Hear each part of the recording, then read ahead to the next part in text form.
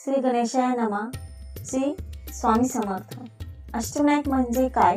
अष्टविनायक गणपती महत्त्व. अष्टविनायक हे केवळ गणपतीचे 8 ठिकाणे नाही, तर त्यामागे एक ऐतिहासिक, धार्मिक आणि सांस्कृतिक परंपरा आहे. खाली त्यांचं सविस्तर स्पष्टीकरण देतो. अष्टविनायक का मानले जातात? अष्ट म्हणजे 8 आणि विनायक म्हणजे गणपती. अष्टविनायक यात्रा ही गणपतीच्या 8 स्वयंभू आणि पौराणिक दृष्ट्या महत्त्वाच्या मूर्तींना भेट देण्याची यात्रा आहे. यामध्ये प्रत्येक मूर्ती वेगळी आहे. रूप, आकार, कथा, शक्ती आणि स्थान. या 8 गणपतींचा उल्लेख अनेक पुराणांमध्ये सापडतो. स्कंद पुराण, गणेश पुराण, पद्म पुराण इत्यादी. प्रत्येक स्थानावर गणपतीने एखाद्या राक्षसाचा वध, भक्ताचे रक्षण किंवा एखाद्या तपस्व्याला वरदान दिले. त्यामुळे या 8 गणपतींचा एक विशेष पवित्र दर्जा आहे. अष्टविनायक हे नाव ठेवण्यामागचं कारण काय? अष्टविनायक नाव प्राचीन काळापासून वापरत आहे. हे नाव कालांतराने भक्तांच्या श्रद्धेमुळे अधिक लोकप्रिय झालं. हे गणपती स्वयंभू मानले जातात, म्हणजे स्वतः निर्माण झालेले, म्हणजे कुणीतरी बनवलेले नाहीत.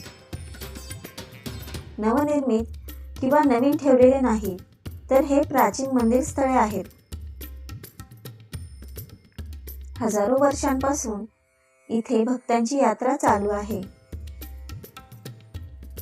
कुठल्या काळात ही यात्रा प्रचलित झाली? अष्टविनायक यात्रा पेशव्या काळात म्हणजेच 18व्या शतकात विशेष प्रसिद्ध झाली. पेशवे घराणे, विशेषतः माधवराव पेशवे हे मोठे गणेश भक्त होते. त्यांनी या मंदिरांमध्ये अनेक दान धर्म, जीर्णोद्धार व पूजाविधी सुरू केले.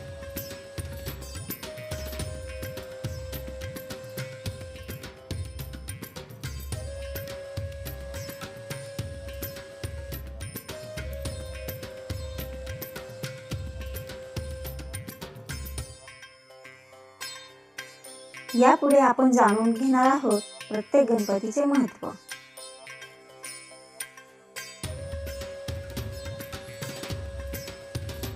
अष्टविनायक म्हणजे महाराष्ट्रातील 8 प्रसिद्ध गणपतींची मंदिरे, जी धार्मिक, सांस्कृतिक आणि ऐतिहासिक दृष्टिकोनातून खूप महत्त्वाची मानली जातात. हे 8 गणपती प्रत्येकाचे स्वतंत्र महत्त्व आहे आणि प्रत्येकाची स्थापना व इतिहास वेगवेगळा आहे. अष्टविनायक म्हणजे कोणते? अष्टविनायक यात्रेमध्ये पुढील 8 गणपतींचा समावेश होतो. 1. मयुरेश्वर, मोरगाव, जिल्हा पुणे.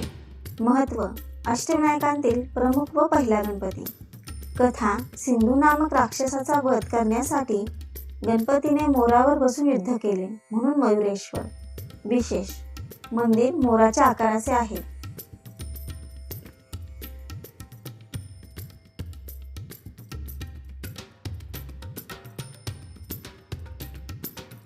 दोन. सिद्धिविनायक सिद्धटेक. सिद्धिविनायक सिद्धटेक, जिल्हा अहमदनगर. महत्त्व: सिद्धीचा दाता. येथेच भगवान विष्णूने तप करून सिद्धी प्राप्त केली. कथा: ब्रह्मदेवाने गणपतीला इथे पूजा करून वरदान दिले.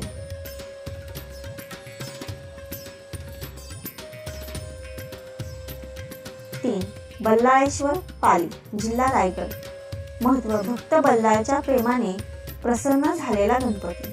कथा: लहान वयात भक्त बल्लाळने गणेश भक्ती केली आणि गणपतीने त्याचे नाव आपल्या नावापुढे लावले.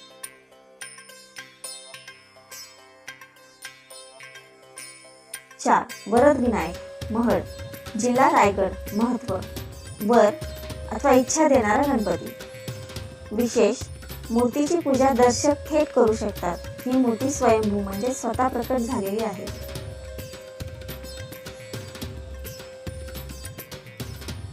5. चिंतामणी, थेऊर, जिल्हा पुणे. महत्त्व: चिंतेपासून मुक्त करणारा. कथा: गणपतीने कपिल मुनींच्या शापातून चिंतामणी रत्न परत मिळवून दिले.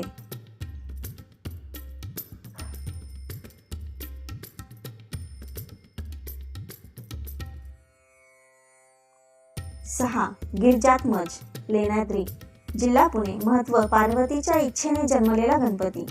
विशेष: डोंगरातील गुहेमध्ये असलेले एकमेव गणपती मंदिर.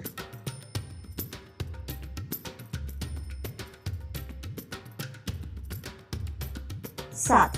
विघ्नहर्ता ओझर, जिल्हा पुणे. महत्त्व: विघ्नांचा नाश करणारा.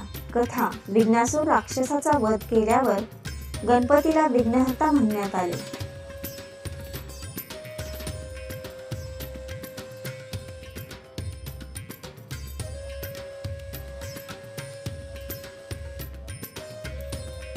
आठ. महागणपती रांजणगाव, जिल्हा पुणे. महत्त्व: अतिदेवता रूपातील गणपती. कथा: सिंदुरासूर नावाच्या राक्षसाचा नाश केला. विशेष: मूर्तीचे मूळ रूप महागणपती गुप्त कोठडीत ठेवले आहे.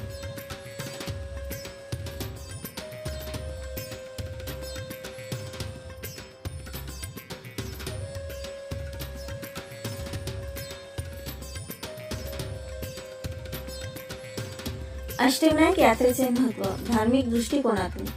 प्रत्येक स्थळाचे आध्यात्मिक महत्त्व वेगळे आहे.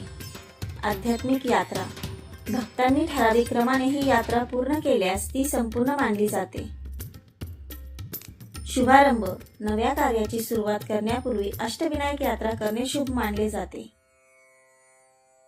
श्री गणेशाय नमः.